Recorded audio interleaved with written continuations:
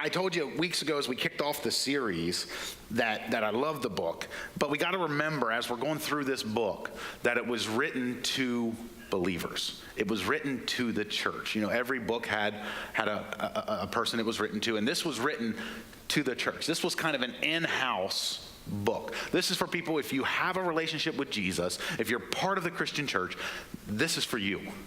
So keep that in mind as we go throughout today and we begin to talk about this. He kind of gets just kind of vicious. James just kind of, he just pops you right in the mouth today. So I would invite you to get ready, curl your toes up, because he's going to step on them today. He stepped on mine all week, and now it's my turn to tell you what he wants you to know. So we're going to go. Now, knowing it was written for insiders, we can understand this just a little bit better. See, we do this weird thing where we try to take the stuff that God wants us to do as Christians, and we force it on the world, and we're like, I can't believe they're not living up to that standard, and they don't have to live up to that standard because they don't have Jesus.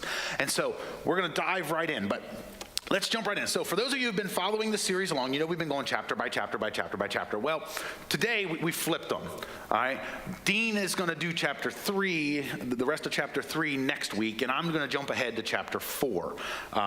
It just worked out that way, and it doesn't really mess up the storyline. It doesn't really mess up the messages or anything like that, but that's just because for those of you who are a little bit OCD, I wanted to make sure you were okay and you understood what was happening. We didn't mess up, okay?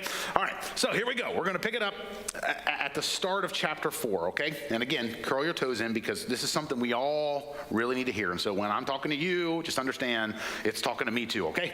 Don't get mad at me. Here we go. Ready? He starts off.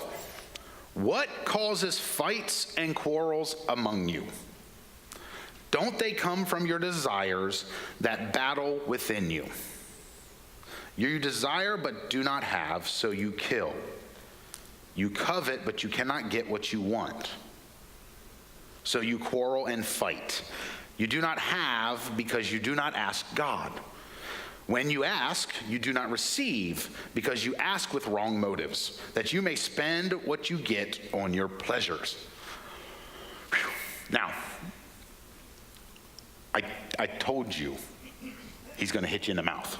And here he goes. He goes, look. Now, James was written by James, obviously, the brother of Jesus, a guy who did not really believe that Jesus was who he said he was until the resurrection.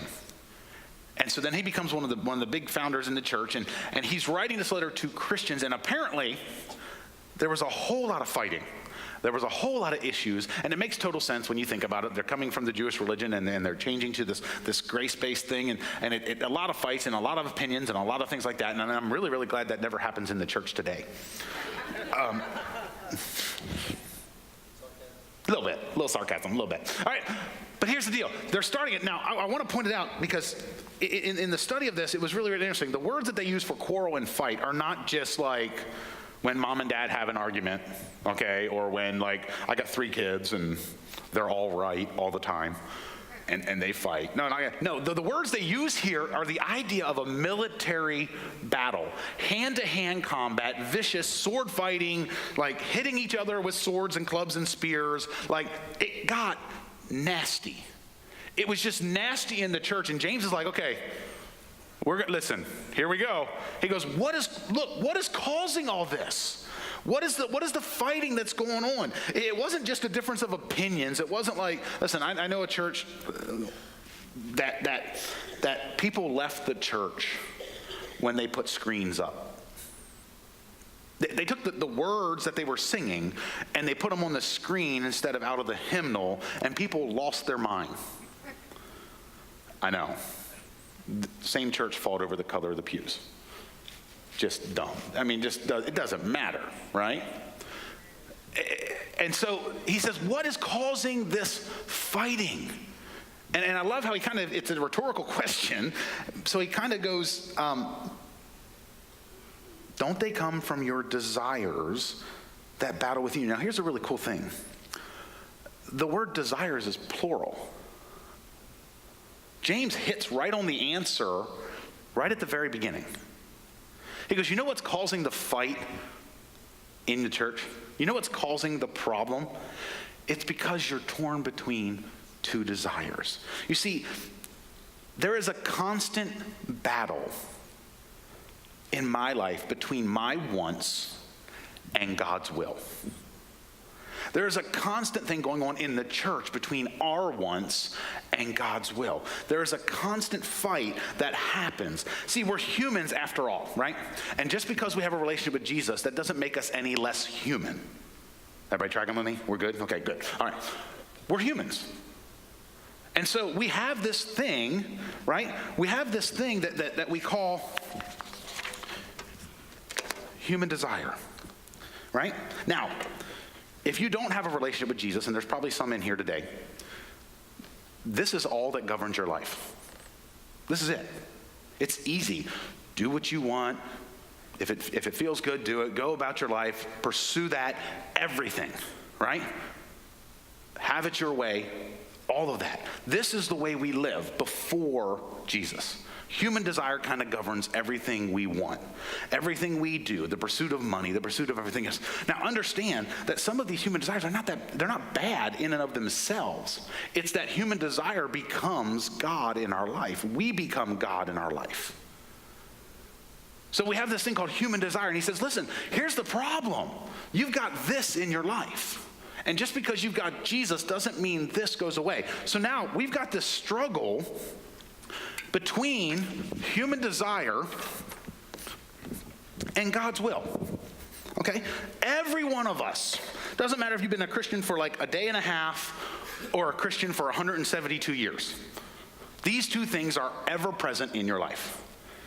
And there is a constant battle every moment of every day between human desire and God's will.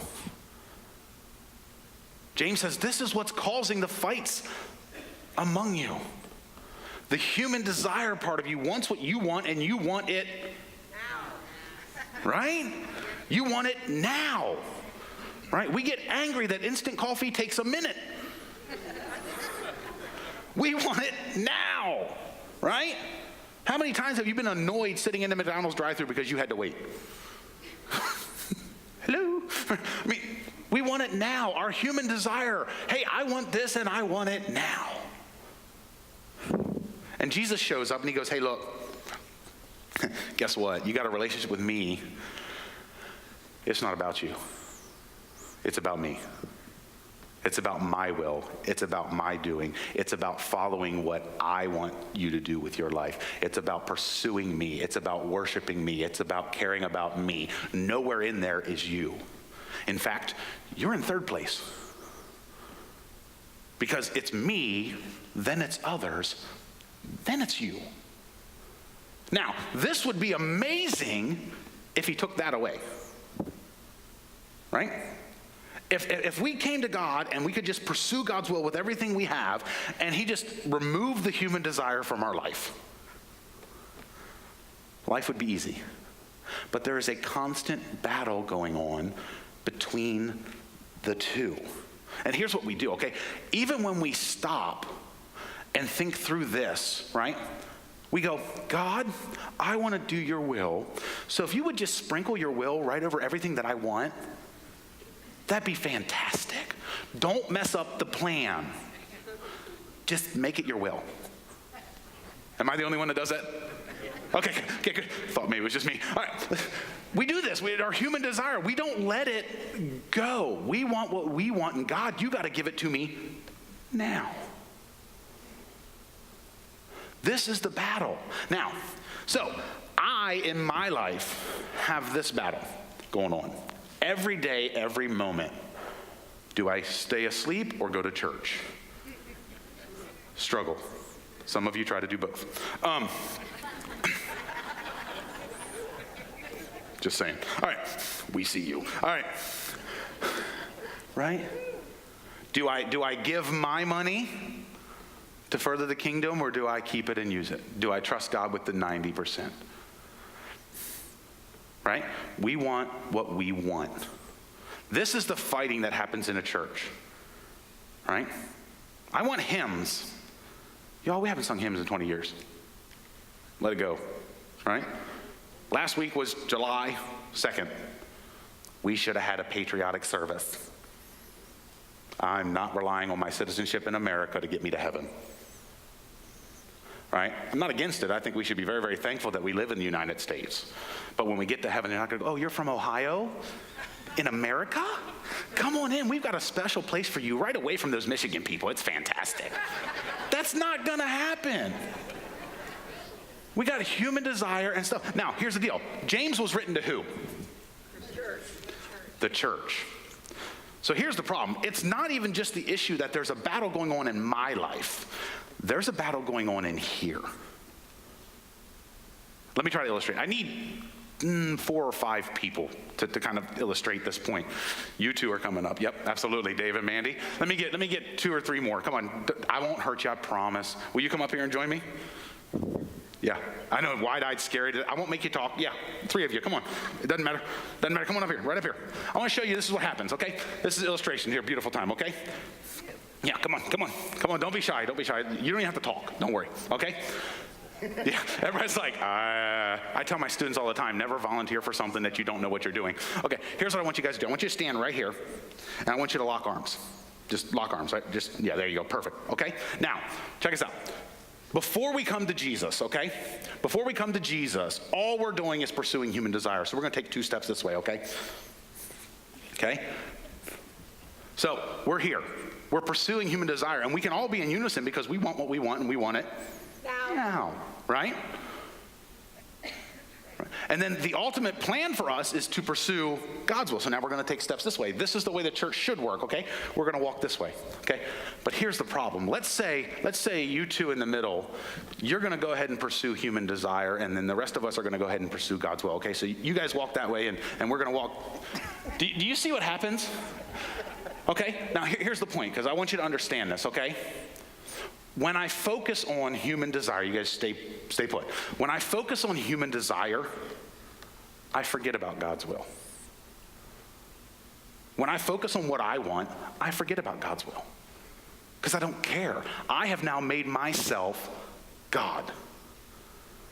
When I focus on human desire, I forget about God's will. And I am dragging these guys, kicking and screaming with me because I want what I want, and I want it now. Right?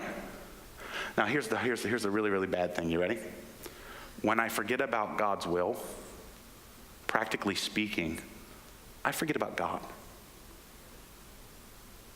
Because I've made myself the human desire. So we see in the world, in the church, we can either all pursue human desire. Come this way, guys. Come on, here we go. Right? Get what we want, and we want it now. And Dean's talked about that if we do that, the church will die with our generation. Okay? Or we can all pursue God's will. You see how much easier this is? But when we get in this issue where the 2 of you are going this way and we're going that way, go ahead, try it, right? This is what happens in the church. Guess what? The church doesn't grow. You see what happens? Give it up for our volunteers. Thank you so much. See, I told you I wouldn't hurt you. Thank you. Thank you. Listen, when I focus on human desire, I forget about God's will. Because I don't care. I want what I want, and I want it now. So when we write in anonymous comment cards, and we complain, and we bicker, we're really focusing on what, yeah, I went there. Anonymous cards. I'm the youth pastor. I get them all the time. Usually from students. But when we do this, we're focusing on what we want. Can I let you on a little secret? There's songs up here that I don't like. There's songs that we sing that Joe doesn't like.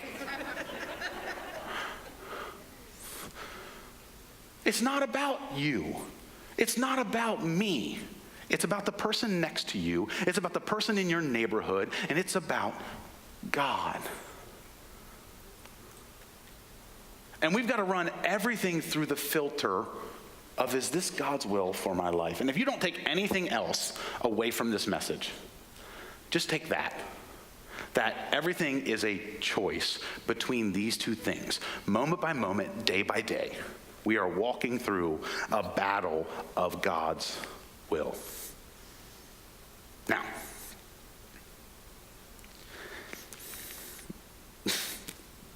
it's not that easy, okay?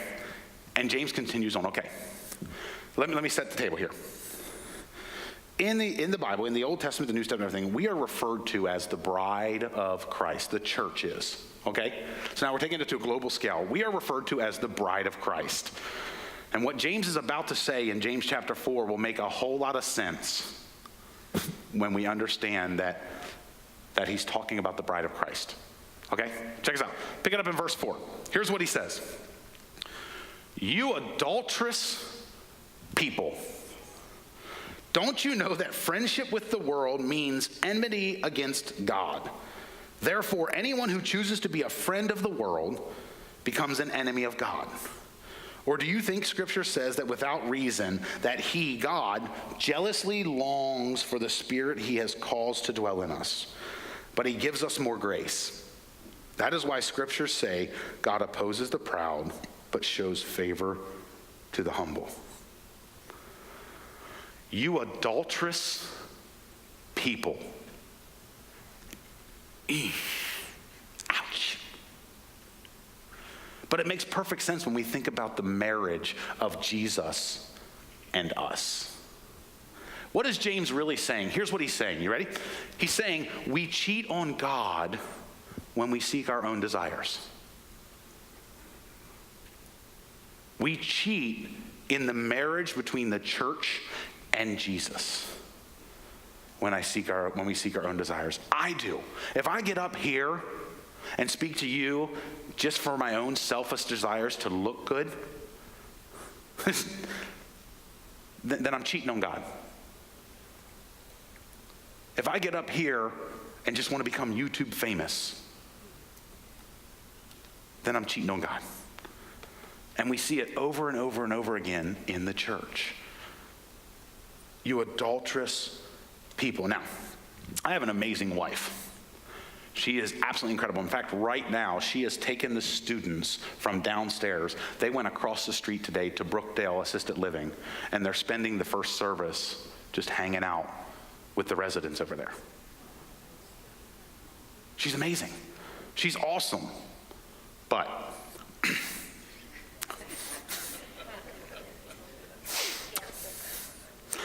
if I were to go have lunch with another lady, or if I was to lay the flirt on with another lady, some of my former students are here. They could tell you right now. My wife has already told me what would happen to me. Okay? I will not lay out those details, but here's what you need to know. It wouldn't go well. Okay? Some of you saw the catcher's gear I was wearing on Facebook the other day. I'd probably need it. All right? Because we agreed 15 years ago before we got married that that's not okay. It's not okay for me to have somebody else. I'm pretty sure in your marriage that's the case too. Right? So now take that, I assume, but most of us, that's pretty, it's like an understood thing. You and me together, that's it. No. Take that and put it into your relationship with Jesus. The mistress is this. And anytime I go here, I'm cheating on him. Anytime, any moment I go here, I'm cheating on him. That's what he's saying. He says, you adulterous people. And when we go here as a church, we just totally abandon that and we just do what we want to do. And church becomes a country club. It becomes way more about the lights than it does about the light. Now listen, I love all this. If it was up to me, we'd have smoke and lasers. And it would be a party because that's what church is supposed to be, I think. But that's just me. That's my opinion. Right? But if it becomes about this, if it becomes about the pew you're sitting in, if it becomes about the air conditioning, if it becomes about all of that, we're cheating on God. We're cheating on him. We cheat on God when we seek our own desire. So take those principles of marriage and put them into your relationship with Jesus. I feel like you guys can't see. Better? Okay, good. All right.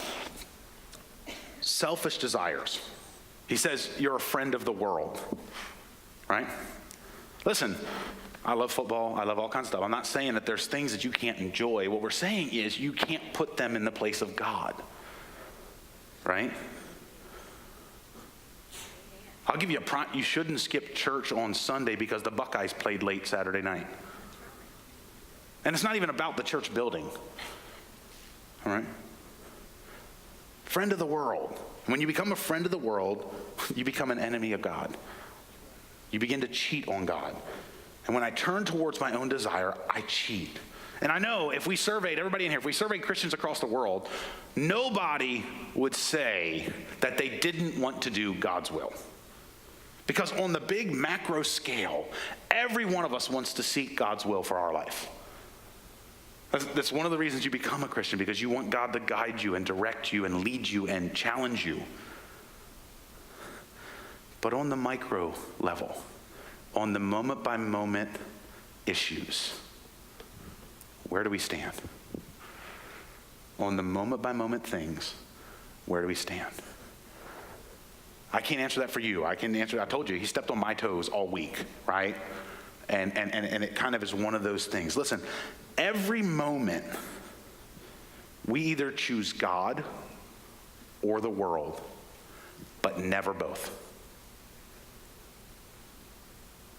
These are on opposite ends of the spectrum. You cannot do both. You can't be married and single at the same time. You can't. And I'm talking to me, because every moment of my life, I choose between my human desire and God's will for my life. Every moment we choose. Moment by moment, we're making decisions. And if I want to have a faith that works, like this series is all about, I have to recognize that every moment there's this constant battle going on in my life, right? I've been a Christian for well over 30 years, okay? I'm a very little kid, right? And it's still a struggle. Some of you have been a Christian a lot longer than me. Still true? It's a constant struggle. The awareness of the fact that it's a constant struggle makes it a little bit easier, right? The awareness that I love donuts and shouldn't have them keeps me from driving down Fair past Donut World. It's an awareness, right? I'm glad there's not a Krispy Kreme in town. My car just goes there by itself. But every moment, right? Our human desire, I struggle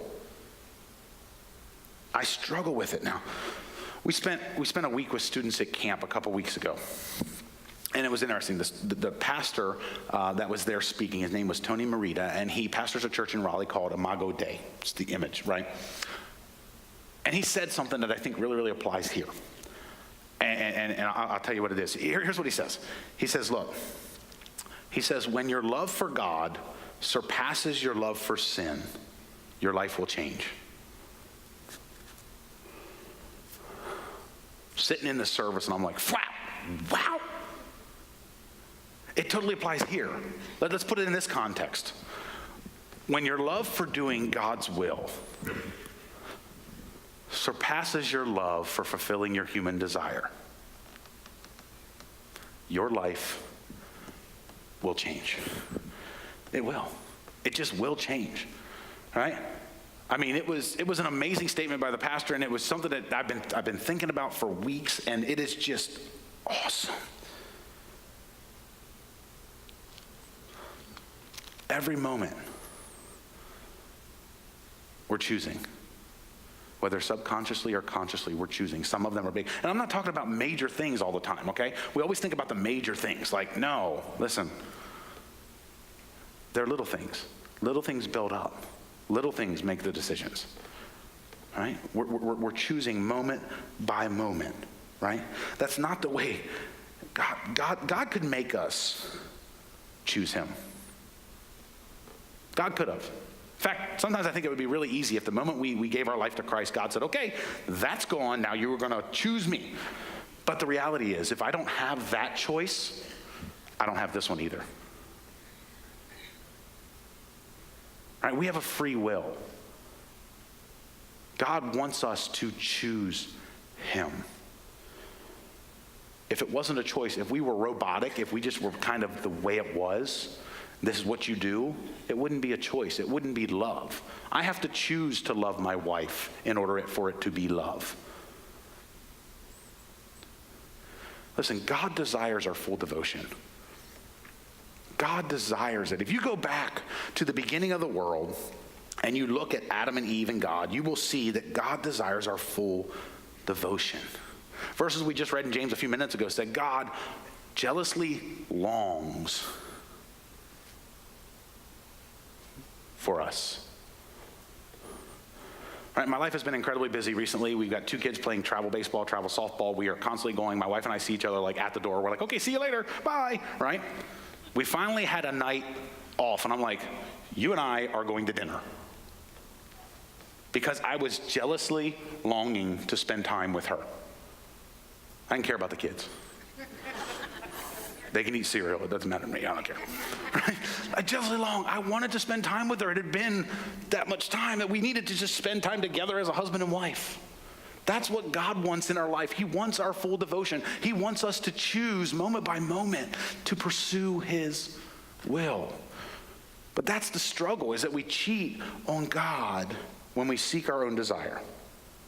One of our students had this realization at camp, and I won't tell you her name, but she comes up and she's sharing at the camp celebration on Father's Day, and she had told me before, and it was just amazing. She goes, listen, she goes, I'm standing there in worship, and I'm hearing this, and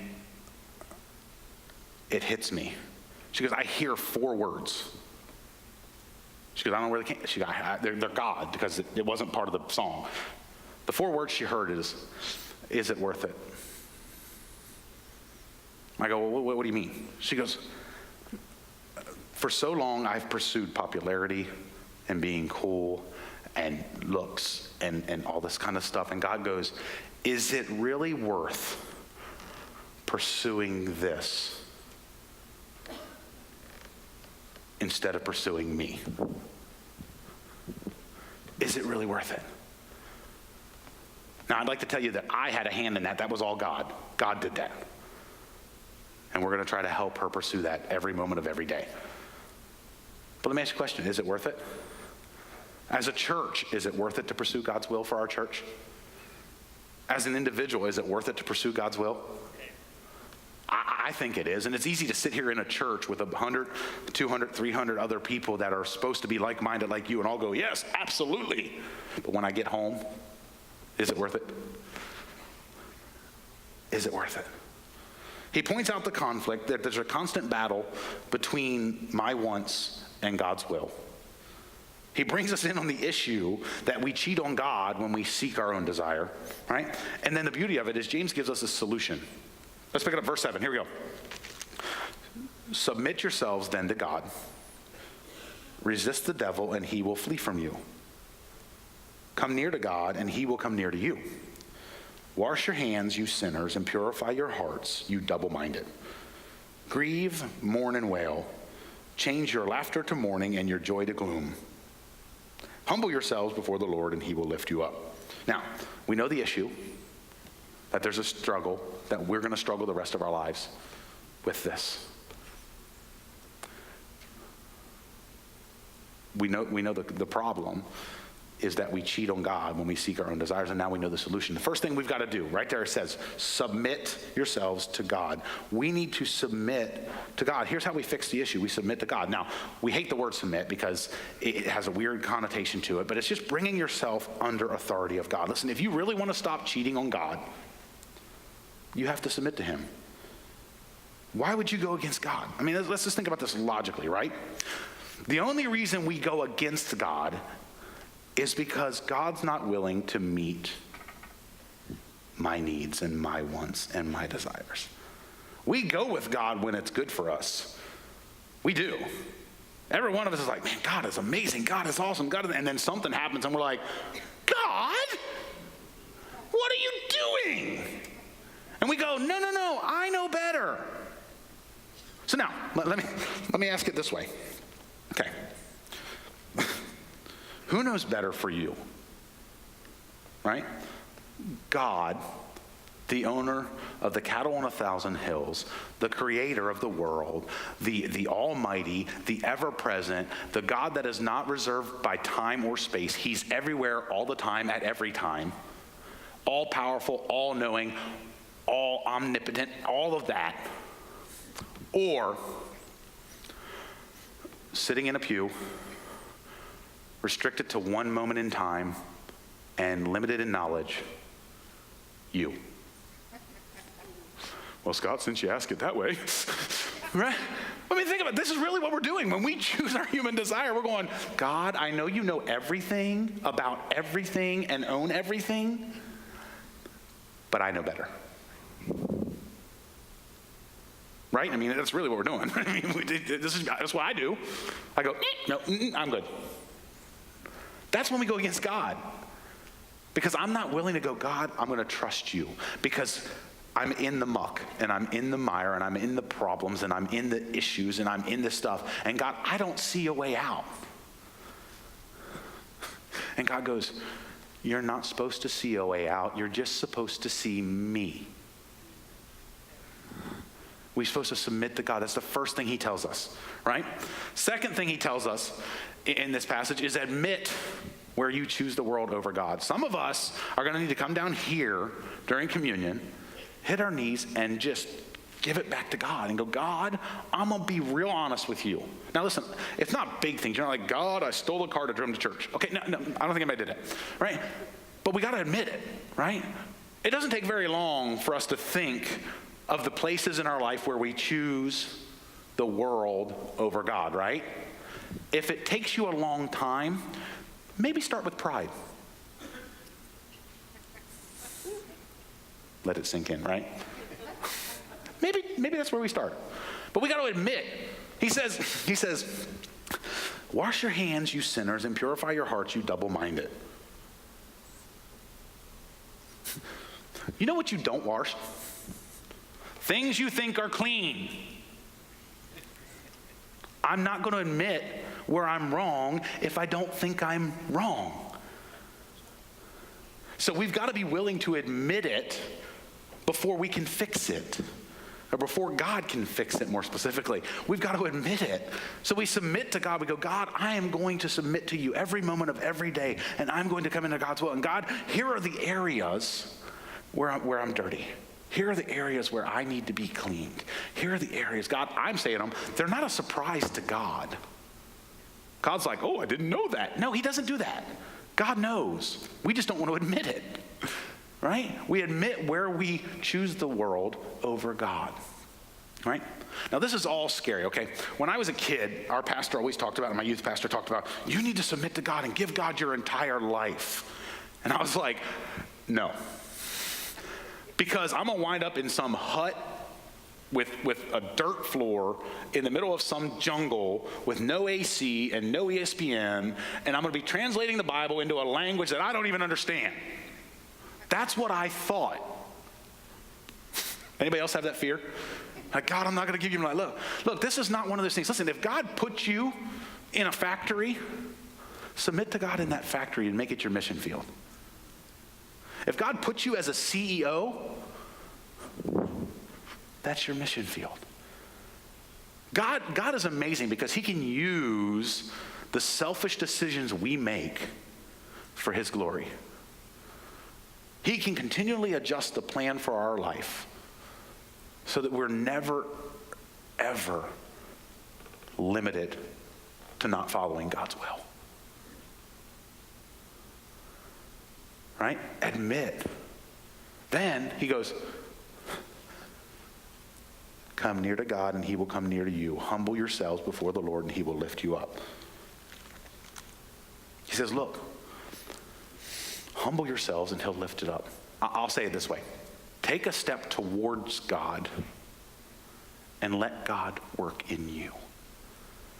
Right? God's never too far away.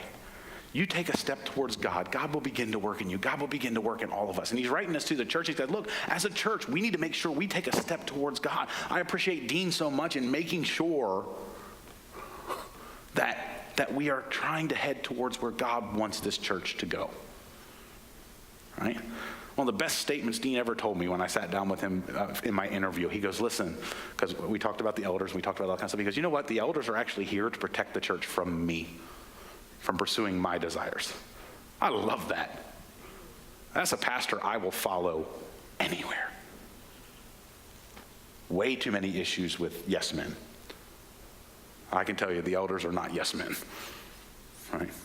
Dean comes in every Tuesday looking like he got beat up. No, I'm just kidding. All right, I'm just kidding, right? But listen, take a step towards God, right?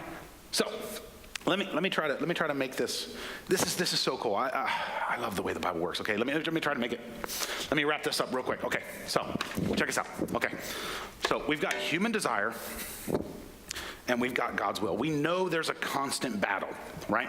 We know that there's a constant issue here, right? If I choose this, I forget about this, right? If I choose this, I forget about God's will. I forget about God. And I just pursue my human desire, right? And so we have to fight the urge to do this. We have to constantly battle with this because our human desire doesn't go away. It gets a little easier as we take steps towards Jesus because we become more like Jesus, and Jesus was able to avoid this. We become more like him, but it's never going to go away, right? I'm relatively young, just had a birthday this week, but I'm young. It's still there. Some of you are a little older than me. Is it still there? Huh? Some of you are a lot older than me. Is it still there? Yeah, okay, good, right? And some of you don't know where to put yourself in those categories. Okay, I get it. All right. Human desire. Now, here's the amazing thing, okay? The reason we don't want to pursue God's will is because we are afraid that we won't get what we want, and we won't get what we need, and we won't get taken care of, and we're going to wind up in some dark hut in the middle of nowhere, burning a candle and writing on leaves. That's what we think, right? We won't admit it, but that's what we're worried. We're like, oh, don't do that, right? This is really, really cool. You go back all through the Bible. Matthew 6:33, seek the kingdom of God above all else, right? All these things will be added to you. David, man after God's own heart. This is really, really cool. Here's what he writes. Take delight in the Lord, and he will give you the desires of your heart. So, here's the really cool thing, okay? If I pursue this, I don't get this. But David says, if I take delight in this,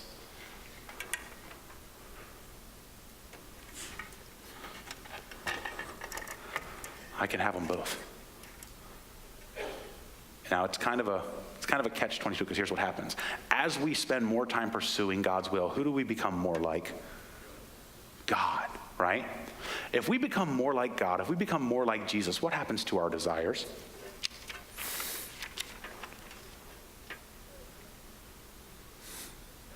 They become his desires.